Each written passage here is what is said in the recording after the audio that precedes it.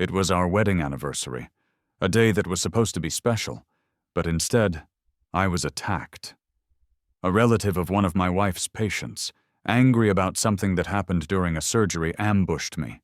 He had a knife, and he used it. I was hanging by a thread, bleeding heavily, my neck cut badly. They rushed me to the emergency room, but my wife, Clara, a surgical expert, never showed up. After the doctors managed to pull me out of immediate danger, I was still weak and recovering. I saw a post on social media from Mark, my wife's childhood friend. He had made some kind of joke about feeling so bad he wanted to jump off a building, a dark joke about depression. The next part of his post showed a picture of my wife, Clara, smiling gently while blowing on a bowl of porridge. The caption said it was taken at 3 a.m. Meanwhile, at that exact time, I was in the emergency room, fighting for my life.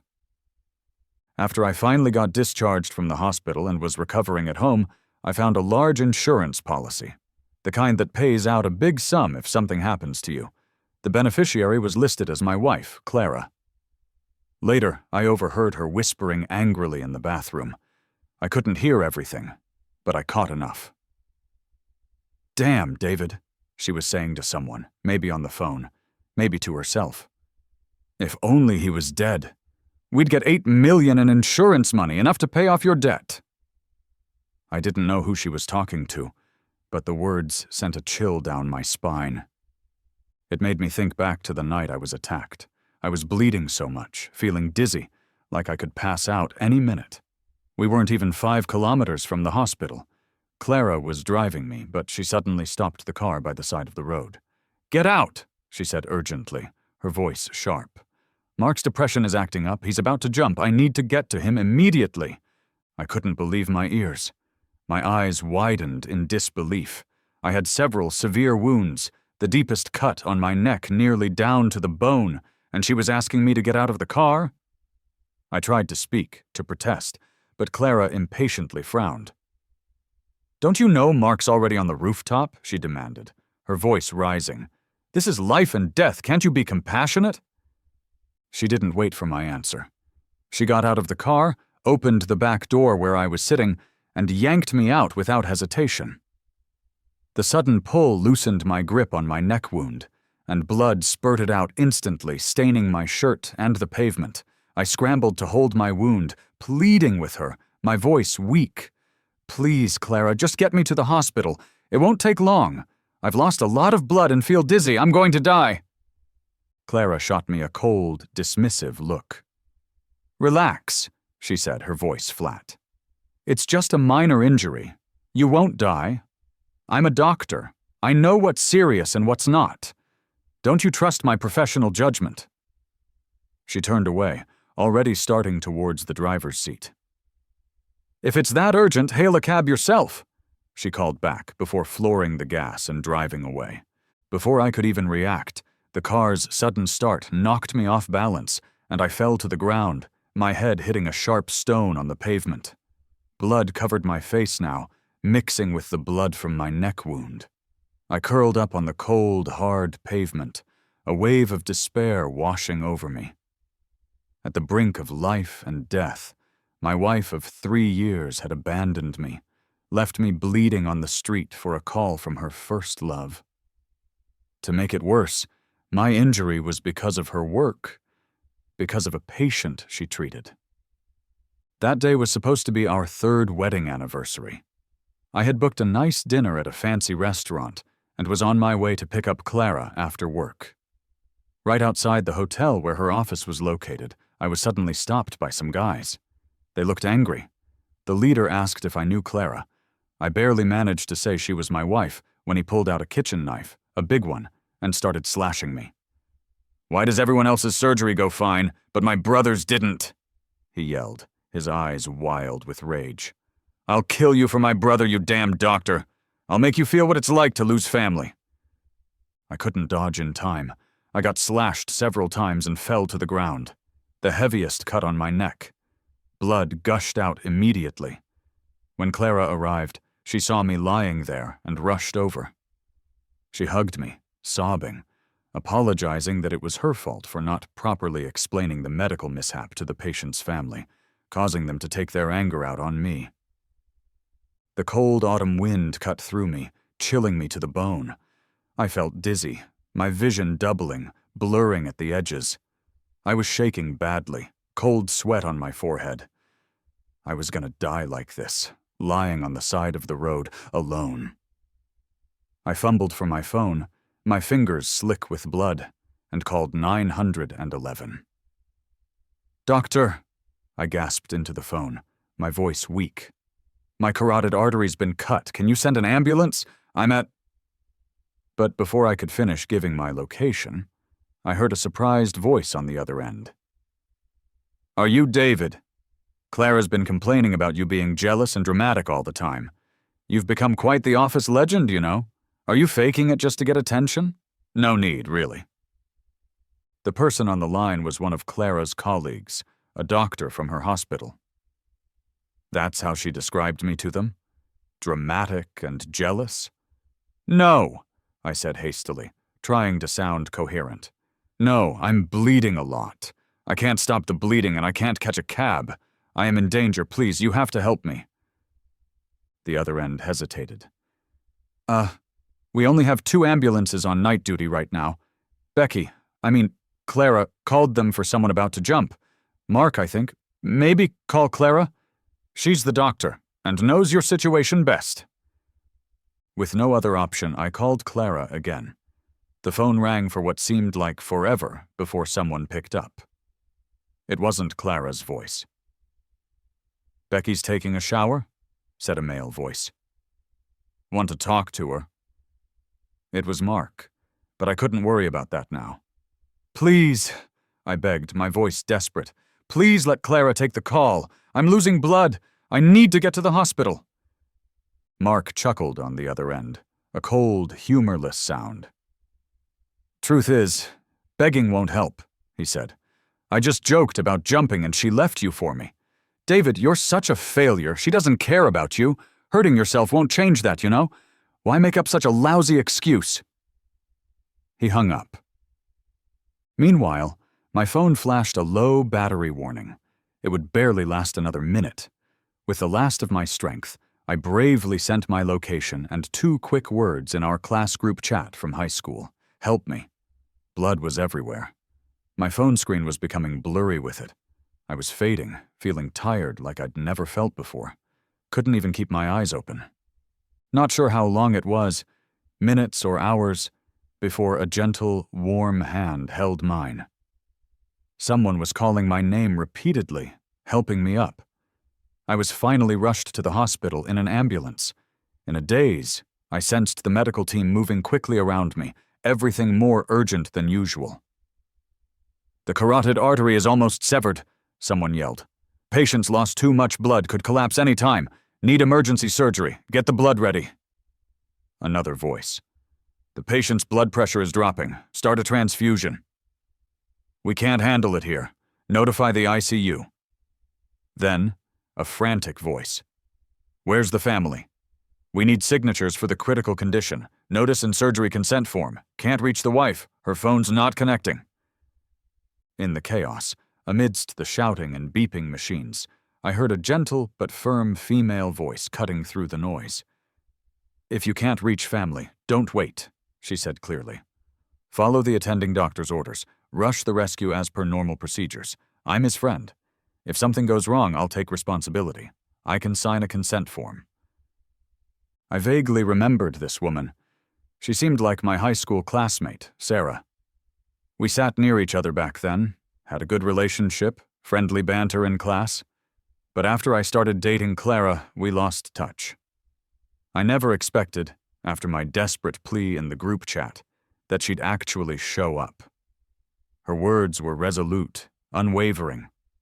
With her acting as my interim family, the medical staff quickly wheeled me into the emergency room. They set me up with tubes and equipment, working fast. "The patient's platelet count is very low," a nurse said, her voice urgent. "The bleeding won't stop. The wound is deep, with too many neck nerves and small blood vessels damaged. The surgery is highly difficult. Only Dr. Clara in our hospital has performed this type of surgery successfully. Hurry, call Dr. Clara." Lying there on the operating table, feeling the cold metal against my back, I felt the bitter irony of it all. I had gone to great lengths, endured so much just to get myself to the hospital, only to realize my life still depended on her, on my wife who had left me to die on the street. The nurse's call connected quickly. She explained the situation rapidly. "Dr. Clara, could you please come to the hospital? There's a patient with a ruptured carotid artery. The surgery is too complex for us to handle." Clara responded with irritation, her voice loud enough for me to hear over the sounds of the emergency room. "I'm not on the night shift today. I've scheduled leave for tomorrow. I've got plans. I'm not free. Plus, I'm not obliged to be on call 24/7, she added, a dismissive tone in her voice. Then I heard Mark's voice on the other end, muffled but clear. "It's late. Why is the hospital calling you, Becky? Fetch my towel, would you?" I couldn't help but find it darkly amusing, a twisted kind of humor. Here I was, close to death on the operating table, while my wife enjoyed her cozy time at another man's place, being asked to fetch towels. The oxygen monitor beside me started beeping, a rapid, frantic sound. Nurses scrambled to add more oxygen. The ER doctor, a middle-aged man with tired eyes, glanced back at me, clearly annoyed by Clara's indifference, yet still showing distress about my condition. "Dr. Clara," he pleaded again, his voice strained. "The patient's platelet count is dangerously low, and the situation is critical. Only you have experience with such high-difficulty surgeries." Clara grew even more impatient. "Critical?" she snapped. "People with depression jumping off buildings are critical too, aren't they? I'm a doctor, not a robot. I have the right to rest outside of work. I got no time now." The phone call ended with a busy tone, leaving the doctor cursing under his breath. Her husband wants constant company and she disregards her patients' lives. This is a life-and-death situation, a nurse suddenly gasped, noticing something on my medical file. "Oh no, this patient's wife's phone number is the same as Dr. Clara's." She checked my medical file again, confirming the name. "Jackson. His name is David. He's Dr. Clara's husband." The nurse then redialed Clara, her voice hesitant this time. "Dr. Clara, the patient with the ruptured carotid artery needing emergency surgery is David, your husband." But Clara's response shocked everyone in the room into stunned silence. Her tone was ice-cold, devoid of any emotion. "So what?" she said flatly. "If something happens to David, I'll sign a liability waiver. You don't have to bear responsibility. Don't call me again in the middle of the night. Let's talk when I'm back at work the day after tomorrow." With that, she hung up again. The medical staff faced each other in stunned silence, unable to speak for a while, processing what they had just heard. Sarah had left the room earlier, upset by Clara's initial response, but she came back shortly. "I've contacted a renowned surgical expert," she announced, her voice calm but authoritative. "He's flying in now. He should be here in about 2 hours." Everyone breathed a little easier, a glimmer of hope appearing in their tired eyes. But a young nurse suddenly exclaimed, her voice filled with panic, "Oh no! The patient needs more blood transfusions and the last AB-type blood bag is used up." Chaos erupted in the room again. "What do we do now? We can't operate, can't stop the bleeding. He won't last until the expert arrives." Someone said, "We've contacted nearby blood banks for urgent supply, but the fastest they can get it here is an hour away." Then Sarah's voice came in again, clear and steady. "Draw mine," she said. A hesitant nurse replied, "But ma'am, you just gave 400 cubic centimeters earlier. If we take more, your body—" Sarah showed no hesitation. "It's fine," she said firmly. "I can manage. Saving a life is more important." I tried to move my lips, wanting to say something to her, to thank her, but no words came out. Instead, long tears rolled down my temples, wetting the sheet beneath my head. Strangers, people I didn't even know, worked relentlessly to save me, and an old classmate I hadn't spoken to in years risked her life, giving her blood for me. But Clara, my own wife, the woman who had promised to love and cherish me, left me to die on the side of the road while she was with her lover. I refused to let their efforts go to waste. With sheer willpower and the blood Sarah gave, I hung on until the specialist surgeon and the urgent blood supply arrived. The surgery went smoothly. My nerves and vessels were carefully sutured, and finally the bleeding stopped. I lay in the ICU for a day and a night, slowly turning the corner. The danger finally passed. My neck was wrapped up like a mummy when Sarah pushed me in a wheelchair to a regular ward. Only then did I learn that Sarah was here on a business trip, and when she saw my desperate SOS message in the old class group chat, she happened to be staying near the hotel where I was attacked. So she came to check on me and ended up saving my life. I felt a mix of gratitude and awkwardness. Not all bad, considering the circumstances. I apologized multiple times for her having to go through all that, planning to treat her to a nice meal once I was out of the hospital. Maybe even gather a few other classmates from back then for a reunion. Just as I was lost in thought, the voice of the rounding doctor in the corridor rang out, sharp and professional. "Dr. Clara, David has a lot of documents needing your signature." That's when I realized Clara's scheduled leave was over, and today she was back at work. Clara finally came in, looking tired but composed. She reluctantly took the stack of papers and started signing them, her attention seemingly elsewhere. While signing, she glanced at me, a casual, indifferent look on her face. "Oh, David," she said, her voice flat. "Where did you get those slipper lobsters last time? Mark loves them. Why don't you buy some more, cook them the same way, and bring them to his ward? Do it now, don't keep him waiting." I never imagined that after a brush with death, after nearly losing my life, I would find myself here.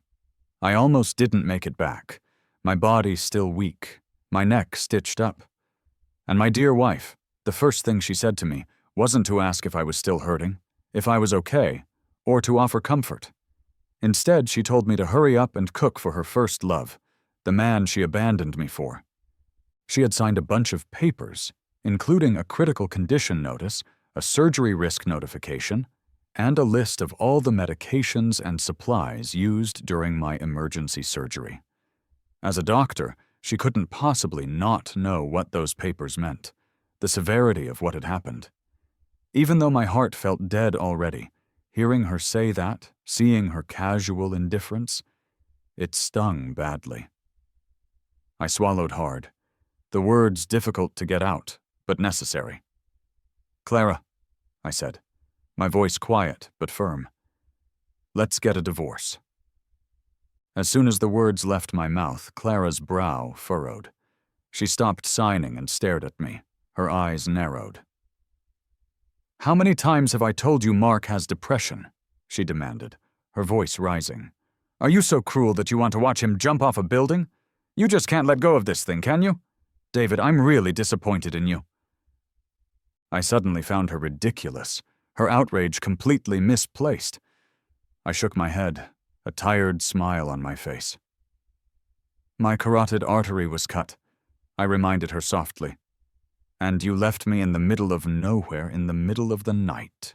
What about me? Didn't you think about whether I'd die or not?" Clara's impatience and mockery showed plainly on her face. After signing her name one last time, she tossed the papers at my face, scattering them across the bed covers.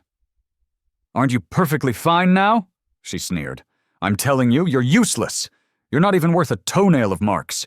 You're lucky you married a female doctor like me, and you dare talk to me about divorce? Besides, it's just a simple arterial suture surgery. Surgeries like that happen 10 to 20 times a day with no issues. You're just being dramatic." Her words made my head spin. The monitor beside the bed started beeping loudly, its frantic rhythm echoing the turmoil inside me. Sarah, who had been sitting quietly in the corner, quickly hit the call button for the nurse. Unable to hold back any longer, she spoke up, her voice sharp with indignation. "What do you mean, simple arterial suture? Any doctor knows how dangerous his situation was. He's saved now, but here you are making light of it, dismissing it as nothing." Clara didn't recognize Sarah, her focus solely on me until now. Her laugh was scornful, her chin held high. "Who are you?" she demanded. "Our family matters are none of your business." Seeing Clara's bad attitude, Sarah was blunt too. "Who I am doesn't matter," she said, her voice clear and steady. "But as David's wife, what were you doing when he needed saving? Taking a vacation? Flirting with another man? I just don't get how someone like you became a doctor. The hospital should fire you permanently." Clara let out another mocking laugh, even louder this time. "You want the hospital to fire me?" she scoffed. "Maybe in the next life. Just so you know, I've already passed my title review and I'm about to be promoted to attending physician. Go ahead, complain all you want. The intern handling those emails is my trainee. Even with tons of complaints, the hospital won't penalize me." Then Clara turned back to me, her eyes narrowed. "So, you want a divorce now?" she sneered. "Because you found someone else to back you up, But anyone who's interested in someone like you mustn't be anything special." After that, she slammed the door as she left, the sound echoing in the quiet room, leaving me shaking with anger and disbelief. Her words were too cruel, too callous. It was embarrassing enough that Sarah, an old friend and my lifesaver, saw me in such a pathetic state, being treated this way by my own wife. Awkwardly, I said to Sarah, "I'm sorry, I didn't think she'd say something like that, especially not in front of you." Sarah didn't seem bothered, her expression calm. "It's not your fault, David," she said softly. "You don't need to apologize for her behavior." It seemed like she had more to say, but finally she just told me to rest well and left the room. Lying there alone in the hospital bed, I felt like a clown, trapped in a one-man play of a marriage. From beginning to end, the person she trusted and cared for most was Mark. So what did my years of feelings, my efforts, my sacrifices mean to her? Nothing. I was thinking of how to talk about divorce again, how to navigate the legal process, when Clara came back in. She looked like a different person this time, her hair neatly done, wearing a brand new white coat, light makeup on, and wearing perfume. I frowned slightly. Mark liked women wearing perfume, I remembered. But I had sinus issues and couldn't stand any fragrance. I had told her that many times over the years, yet she remembered none of it. Or perhaps she just didn't care enough to remember. She sat beside me, her demeanor much softer now. She tucked me in gently, a guilty look on her face. "David," she said, her voice low, "I'm sorry. I shouldn't have left you like that on the road, nor should I have thrown mud at your old friend who saved you. If it weren't for her waking me up, I wouldn't know what a big mistake I made." She had said similar things before, apologies that felt hollow and meaningless. Maybe before, I would have been touched by her apparent remorse. But after facing death, after everything that had happened, it all felt gross and fake. I pulled my hand away from hers and asked coldly, my voice devoid of emotion, "What do you want, Clara?" She cleared her throat and got straight to the point, dropping the act of a repentant wife. "The health bureau leader is visiting the hospital," she said, her voice becoming businesslike. "They heard we admitted a really critical carotid artery rupture patient and want to come see you, for PR." "And then?" I asked, a knot tightening in my stomach. "And then I want you to cooperate," she said, her voice taking on a demanding tone. "And say that I was the one who saved you. I've arranged everything. If you play along, not only is my promotion to attending physician a sure thing, but I could also be this year's surgery star, recognized by the health bureau. Don't slip up, okay? You'll have a famous wife representing the hospital. Good for your reputation. I was so disgusted by how shameless she was, how quickly she moved to grab credit for something she had actively tried to prevent. She didn't care if I lived or died, but she was quick to capitalize on my near-death experience for her own gain. If I weren't so weakened from the surgery, I would have stood up and slapped her across the face. But just coming out of major surgery, frail and vulnerable, and with Clara as my only family around who could authorize things, I dared not refuse outright. I only nodded silently, a sense of helplessness washing over me. Clara seemed pleased with my response. "Don't worry," she said, a self-satisfied smile on her face. "After this, I'll definitely make it up to you." Just then, the door opened, and the hospital director walked in, smiling broadly. "This is our hospital's doctor," he said, gesturing to someone behind him. "Also the authority of our obstetrics department, here for a visit." I immediately recognized Sarah standing behind him. She was the health bureau leader. No wonder when she confronted Clara, her tone was that of authority, calm and resolute. Her so-called business trip was actually a hospital inspection, and she was in charge. Knowing this, when she saved me, getting blood bags from other hospitals and having a specialist surgeon fly in overnight was surprisingly easy. It all made sense now. Clara was obviously taken aback, too, her eyes widening in surprise as she recognized Sarah and the director. Just when I thought she would apologize, would try to salvage the situation, she suddenly tossed aside the medical files and covered her mouth, bursting into laughter. "Quite daring to pretend to be a health department leader," she scoffed, her voice loud and dismissive. "Don't think you can scare me with that." She confidently walked up to the director, her hands on her hips. "Director," she said, her voice dripping with sarcasm, "this so-called health department leader is a fake. Maybe David hired an actress to frighten me. Every inspection has at least 2 people by regulation. It's never just one person."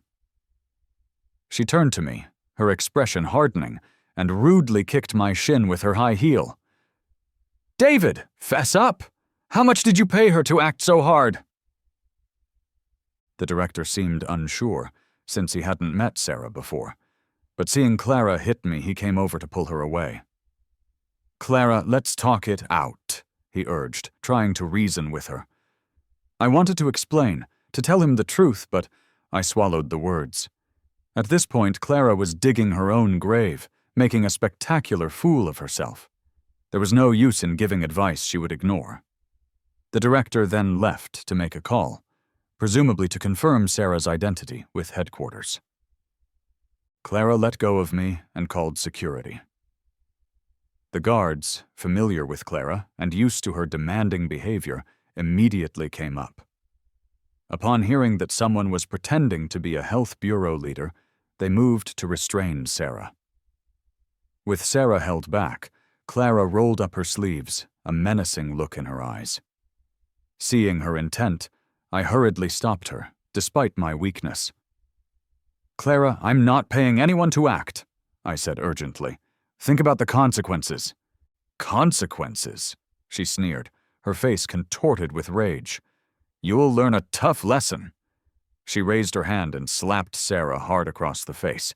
"You slut! Seducing my husband! Enjoy your time pretending to be a leader." Sarah, caught off guard, staggered back, her face swelling up quickly from the blow. Infuriated, I struggled to rise from the bed, wanting to defend her. "You fool!" Clara looked down at me, a triumphant smirk on her face. "You feeling sorry for her?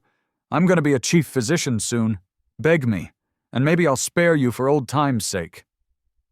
I was too enraged to speak, my body trembling. "Chief physician? Dream on!" I thought bitterly. Moments later, the director returned in a hurry, his face pale, followed by someone with an official ID badge. "I confirmed with HQ," the director said quickly, his voice shaking slightly. "This is our leader for the visit. Mr. Liu came with her, but he went to the restroom earlier." The director's eyes widened as he saw Sarah's swollen face. His tone changed immediately, becoming apologetic, panicked. "What happened here?" he exclaimed, hitting his leg with frustration. "Clara, you've put the hospital at risk." He turned to Sarah, nearly kneeling before her. "Please, please come, let's treat your injury. I'm so sorry. This is my failure as a manager. Rest assured I'll handle this and give you a satisfactory explanation today." Sarah sneered, her voice cold and sharp despite the pain. "Handle it how?" she demanded. "It's not just the assault. Her indifference to patients' lives is alarming, and suggesting signing a waiver for a critical patient is reckless endangerment. Does someone like that belong in a hospital? Or are you saying to protect the hospital's image, you condone doctors taking undeserved credit, ignorant to moral decay?" The director broke into a cold sweat. He quickly announced, his voice firm despite his panic. "Clara, you're fired. From today, no, from now, you're no longer a doctor here. We have zero tolerance for unethical behavior." Clara seemed to finally recognize the other Health Bureau representative and realized the monumental blunder she had just made. Hearing the director's words, she panicked, her face going white. She collapsed to the floor, pleading, "Please, director, please, let me explain. It was a misunderstanding." Sarah coldly glanced at her, her expression unyielding. The director opened the door and ushered Sarah and the other representative out, slamming the door shut behind them. Clara was nearly caught by the door as it closed. She glanced at me, her eyes filled with agitation and blame. "Why didn't you warn me, you jerk?" she hissed. "Enjoying watching me get embarrassed like this?" I was speechless. Didn't I already hint at the consequences? Didn't I tell her to think before she acted? Clara was left speechless by my lack of response. She stormed off in anger. Even from far away, I overheard someone in the corridor murmuring about her. "Serves her right," one person said. "She never responds to ER calls, doesn't care about others' lives. She doesn't even value her husband's life, let alone others." Another voice added, "Always cozied up with her lover, disgusting. And she wants to be a chief physician, please." After they left, I rested for a bit. Since the IV drip had finished and no nurse answered the call light, I pulled the needle out myself, wincing at the slight pain. I slowly got up, intending to find a nurse for help. Just stepping outside my room, I heard someone in the next room sighing deeply.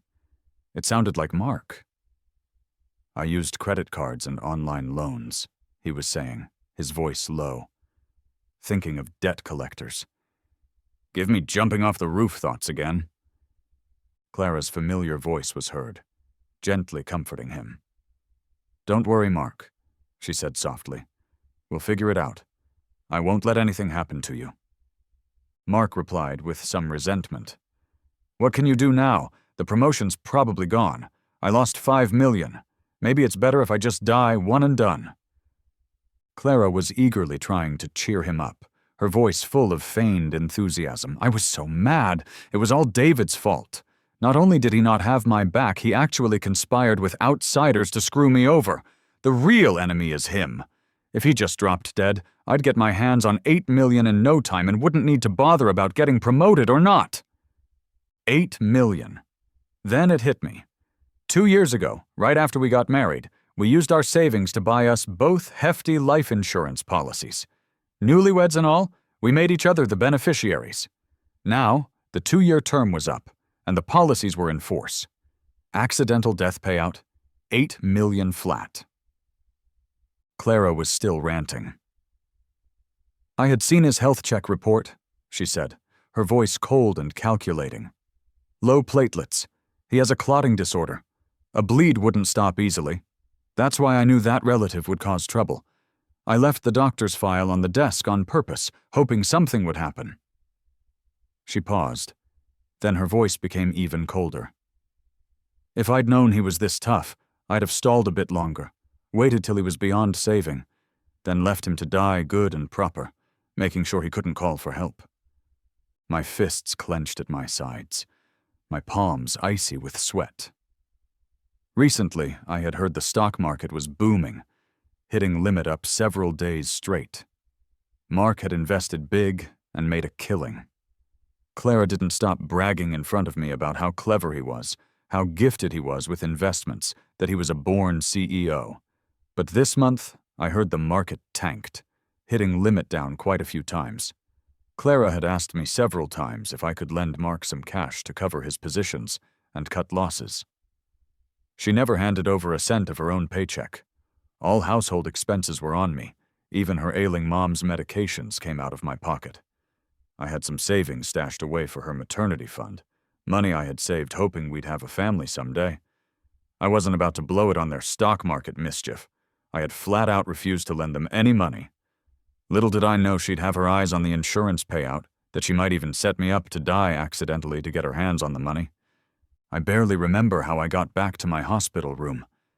Trembling all over, I sank onto the bed. I thought Clara just didn't love me anymore, had her mind on some other guy. But wanting me dead, plotting my murder? I never saw that coming. With my folks far away and me fresh out of surgery, frail and alone, I was a sitting duck. Clara could fight the divorce, stall me, and pull some covert moves. What then?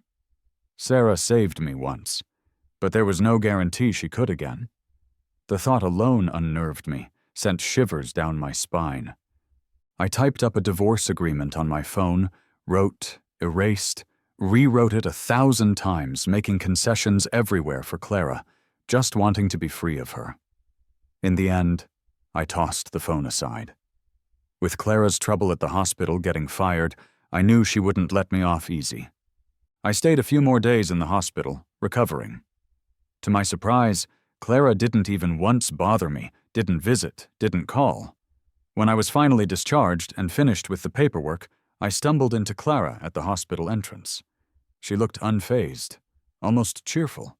She reached for my arm. "David, let's go home," she said, as if nothing had happened. Her words chilled me.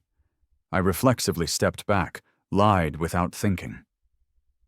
"I'm not going home yet," I said, avoiding her gaze. Clara smiled, good-naturedly acquiescing. "No worries, let's not then." She grinned knowingly. "I know Sarah's sticking around for a few more days. Give her company, will you? And explain it all for me, David. You know how I'm from a rural place, worked hard to get where I am, and getting fired is the end for me." She snuggled up to me, pleading, her voice sweet and syrupy. "Honey, please help me. Just this once. I'll even let you take her home these days. Whatever you guys are up to, fine by me. Later I'll make it up to her personally, I promise." Stunned, I stared at her, my mind reeling. Was she actually suggesting I take Sarah home with me? That she was giving me permission to have a date with the woman who saved my life? Her complete lack of scruples never ceased to surprise me, even now.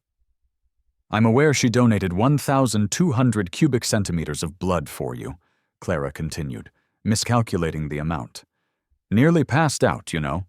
Love-struck women will do anything. She'll listen to you if she's into you." I came back to earth, a plan forming in my mind. I chuckled, mocking her. "Having sweet dreams, Clara?" I said, my voice low. "Think about it. You insulted her, slapped her, called her a slut and a mistress in front of the hospital director and the health bureau leader. Her face is mud now. Her reputation is in tatters. She's no fool. She won't easily forgive you, not for your sorry sake, not even if she likes me." So Clara was stunned, paused before asking, "So what should we do?" Feigning difficulty, I responded, "There is a way, but forget it. You'd never go for it. Let's just go home." I pretended to head for the car. Clara panicked. "David, you're my best chance. What's your idea? I'll agree, no problem." Hesitating on purpose, drawing out the moment, I finally suggested, "Let's get a divorce." Clara's eyes widened. "Divorce?" "Just listen," I said quickly. "Let's get a divorce. It'll show Sarah some intention here, that I'm single and serious about pursuing a relationship with her. If I'm single, Wendy won't have anything on you, and will know you mean business about getting her to help you. So I can talk her over, convince her to forgive you, to help you get your job back." I added, my voice serious. "But it's a fake divorce, of course, just for show. Don't get any ideas once we split. No running off to Mark. Cheat, and I'm out for real. Used to me making up first after our fights, used to me always giving in, Clara didn't linger long on the idea of a fake divorce. She rushed to say, her voice overly sweet, "Relax, honey. Mark and I are purely platonic, just friends. I just care for him due to his depression, you know. You know how good you are to me, David. I'd never betray you." Her deception flowed too smoothly, too easily. Seeing me still unmoved, still pretending to hesitate, she urged, "What are we waiting for? Draft the papers. The Civil Affairs office is right there. Let's do this." I faked browse my phone for a moment, but I had the divorce agreement drafted ages ago, even had it printed nearby just in case. I pulled it out. She didn't bat an eye before signing it, her signature a quick flourish on the paper. She was in such a hurry, so focused on her plan to use me and Sarah to fix her problems, that she didn't even read the document properly. She dragged me through the divorce process swiftly, barely glancing at the official certificate once it was issued. Then, she dropped me off at Sarah's hotel's doorstep. A smug look on her face, convinced she had played me perfectly. I watched her drive off, her car disappearing down the street. I knew she had snuck out the back door of the hospital, avoiding the main entrance where she might run into the director or Sarah again. Fake divorce, I thought, a bitter smile on my face. Who was faking a divorce with her? I had no concrete evidence that she was trying to kill me, not enough to go to the cops yet. Even if I did, it wouldn't help much. After all, I was still here, alive and kicking. I hadn't gotten any insurance money either. She could easily brush it off, deny everything. So I just went ahead and got the divorce, got the freshly printed divorce certificate, a legal document stating we were no longer married. Legally, I had nothing to do with her anymore. Right after leaving the Civil Affairs office, I called my lawyer and immediately changed the beneficiary on my insurance policy. Once that was done, I went home. I hired a few temporary helpers to spruce up the place, make it feel like my own again. I also packed all her stuff, every single item that belonged to Clara, and dumped it in the hallway outside the front door. I called a locksmith to change the locks, and installed some video surveillance by the door, just in case. After all that, I took a long shower, washing away the dirt and the bad feelings, and slept like a baby in my now fully and legally mine home. Maybe I was just burned out from everything that had happened lately. I woke up a whole day and a night later, feeling refreshed. I saw a bunch of missed calls on my phone, all from Clara. I just ignored them. Sarah had sent me 2 messages. She said she was back to work and asked if I was okay after leaving the hospital. I politely replied, told her I got divorced smoothly, that Clara couldn't threaten me now, so no worries. I thanked her several times for saving my life. I got up, opened the windows wide, and breathed in the fresh air. Life without her seemed pretty great, actually. Just then, the front door monitor flashed.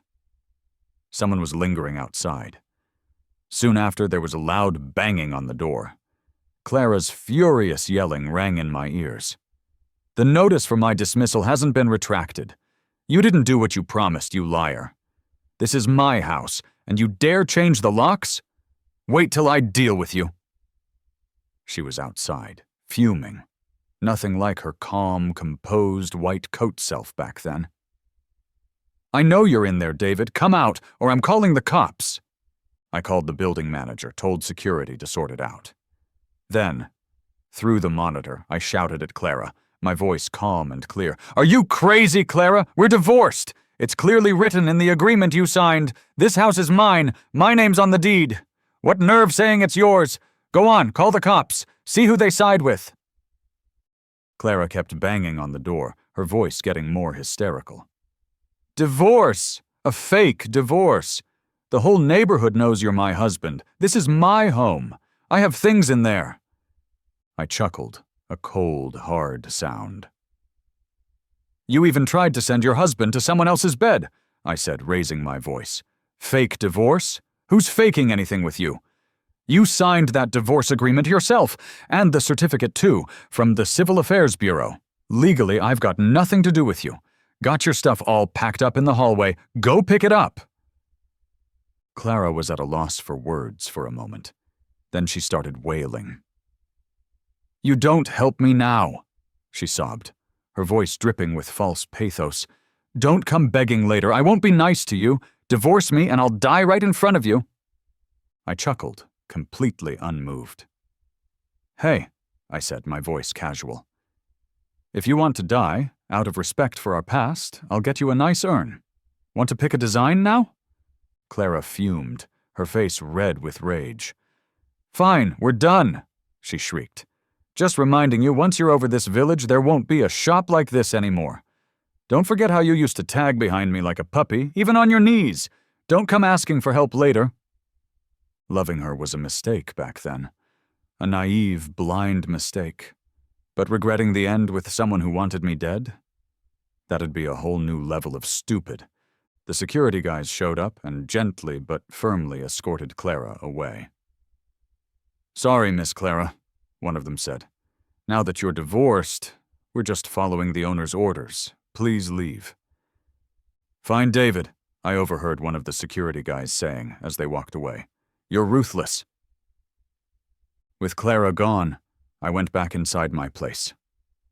For some reason, despite the relief, I felt uneasy, knowing Clara, if she could even attempt murder to get what she wanted, she wouldn't let this slide easy. Sure enough, by morning, the police knocked on my door.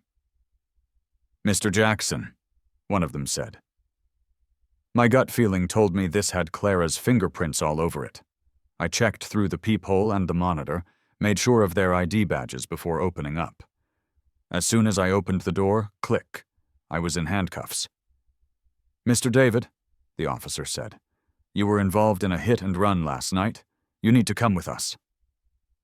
I took a step back, confused. Officer, you must have gotten it wrong, I said. I was home last night, hardly out driving anywhere. The officer thought for a moment. You were home? Any witnesses? I shook my head. I slept alone. Nobody saw me. The officer stayed expressionless. Traffic cameras caught a driver resembling you, and the vehicle involved is in your garage. Let's go answer questions at the station. At the station, I got the scoop. My car had hit a luxury Maybach last night, about a $300,000 fix. It had a dash cam, but it was wrecked, and the memory card was missing. Definitely Clara's doing. The car was a wedding gift from my mom, registered in my name. Since I worked close by, most of the time Clara used it. It wasn't worth much in the grand scheme of things, so I didn't care when she kept it after the divorce. I hadn't rushed to change the owner's name. Clara must have set this up at night, planning it carefully for the cameras to misidentify the driver. The driver was dressed like me, no doubt a setup. So I take the fall, get saddled with over $300,000 in debt just like that. Insurance probably wouldn't cover it, since there was license plate covering and it was a hit and run. Having me deep in debt wouldn't really help Clara in the long run, but it would certainly mess up my life, make me miserable. Only she would do something like this just to get back at me. Silently, I laughed inside. Too bad she forgot one thing. I pulled my phone out of my pocket. Officer, I said, my voice calm. I've got video evidence from my dash cam right here. The dash cam in my car was linked to a mobile app. All the videos and footage it captured were instantly uploaded to the cloud and sent to my phone. Even if you yank out the memory card, it doesn't stop the cloud uploads. The cloud keeps videos for 3 days, which is more than enough time to catch someone. Sure enough, the dash cam footage on my phone clearly showed Clara, wearing my clothes and a wig, pretending to be me. And it even caught her flooring it and crashing hard into the Maybach. Plus, after she did all that, parking my car back in my garage and destroying the dash cam, taking the memory card. I handed the video evidence over to the police, and just like that, I cleared my name. Then I reminded the cops to check the security footage from the property. Even though she tried really hard to avoid the cameras, they still caught tiny clues, enough to identify her. They found footage of Clara changing clothes and sneaking out of the parking garage. It didn't take long for Clara to get caught. The evidence was undeniable. The crime facts were crystal clear. She couldn't deny it at all. The moment she saw me at the station, she pointed at my face, cursing me out. "You piece of trash!" she shrieked. "You'll never die in peace!" I watched her pathetic outburst with a smile. Right now, she totally looked like a joke, a caricature of a villain. If she hadn't been such a fool, how did she end up like this? "Clara," I said, my voice calm. "Go sweat over the sewing machine in jail and have a good think about your life choices." Hearing the words, "sweat over the sewing machine," a common term for prison labor, she suddenly jumped up. "Dream on about me sitting in jail!" she yelled. "The luxury car owner already said as long as I pay up, they'll agree to settle it." She must have forgotten. All her salary probably already went straight to Mark to cover his stock market losses. All she had left was an old car, maybe some personal belongings. Over 300 grand? How could she possibly pay up? I just smiled without saying anything, letting her rant. Clara got all riled up, like she was trying to prove something to me, to herself. She called Mark right in front of me, her hands shaking, but she couldn't even get through. She kept trying, hitting redial again and again, only to hear the lifeless, "The number you dialed is temporarily unavailable" message on repeat. I smugly pointed out, "He's probably blocked you, Clara." But Clara didn't believe it. She borrowed a cop's phone to call him herself. Turns out the call actually went through this time. She seemed like she had grabbed a lifeline, her voice all rushed and panicked. "Mark, help me out. I crashed a Maybach, and they want 300 grand or jail time. Didn't the stock market pick up? You've got a few $100,000 in your stock account, right? Cash it out and help me out." Mark's voice, even over the phone, was ice cold. "Becky," he said, using her nickname, a cruel twist of the knife. "We're just friends, remember? However much I have in my account, what's it got to do with you? Do I need your help spending it?" Clara got desperate, her voice rising. "Mark! Last time when you lost money, I even took out tens of thousands in online loans to help you out. When you had depression, I was the one who stuck by you, taking care of you, comforting you. How can you say we're just friends? Are you going to watch me walk into jail?" Mark chuckled, a dry, humorless sound. "What depression?" he scoffed. "I was just messing with you, Clara. I'm rich and idle. What's there to be depressed about? Every day is a happy day for me." He paused, then said, "All right, enough of that. I'm busy, my girlfriend needs me." And I clearly heard a woman's voice in the background, giggling and sweet-talking Mark. Mark answered her with a playful tone, then hung up on Clara. Clara was so mad she could explode. "Liar!" she screamed. "He's just a liar! He promised to always be there for me, to love only me. He's just a player." I couldn't help but snort in laughter. "Ha!" I said. "Who was the one earlier swearing up and down that she was pure and innocent, just friends with Mark?" Realizing she got dumped by Mark again, her whole demeanor deflated. Her face looked lifeless, empty. Then, surprisingly, her expression changed in an instant. She knelt before me, grabbing my legs, sobbing hysterically. "Hubby, I was wrong. I was blind. I made bad choices. I was conned. I see that now," she wailed. "Hubby, please forgive me. I'm sorry. Let's get back together. We'll be a family again. I'll give you a kid, okay? Once a couple, lifelong support. I know you won't abandon me, right?" I looked at her expressionlessly. Getting conned, huh? What a great excuse for herself. Even now, in this moment, she wasn't the slightest bit genuinely remorseful for what she had done, for leaving me to die, for plotting against me. She was only saying sorry, begging me, because she didn't want to go to jail and had no money to pay the luxury car owner. I pushed her away gently, my voice calm but firm. "That's enough, Clara," I said. "When you left me bleeding out on the side of the road, knowing full well about my clotting issue, when you plotted with someone else, hoping I'd die soon so you could claim the insurance money, did you ever think of being a family? When you framed me for a hit and run, did you ever think I might go to jail?"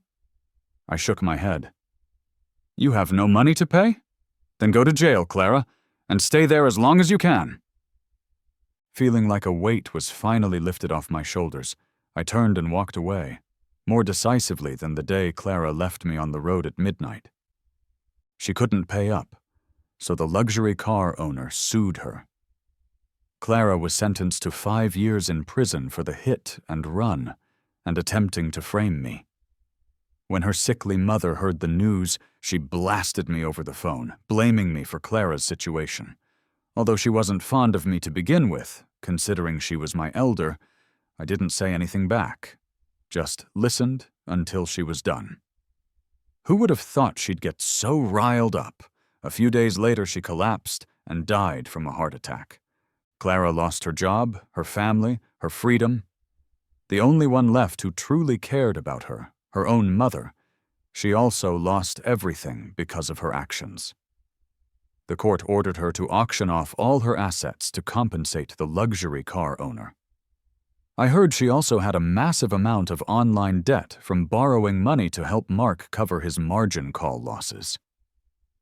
In deep despair, I heard Clara ended up with severe depression while in prison. A year later, she took her own life. As for me, after the divorce, I had more time to focus on work.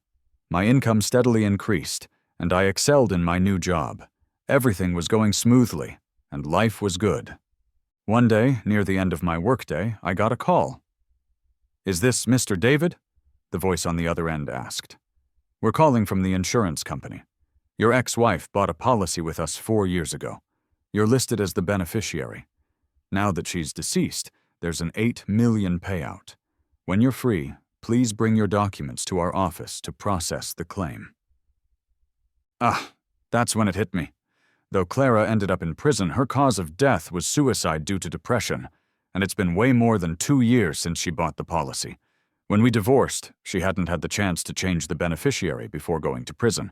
So even though she was my ex-wife, I was still the beneficiary according to the contract.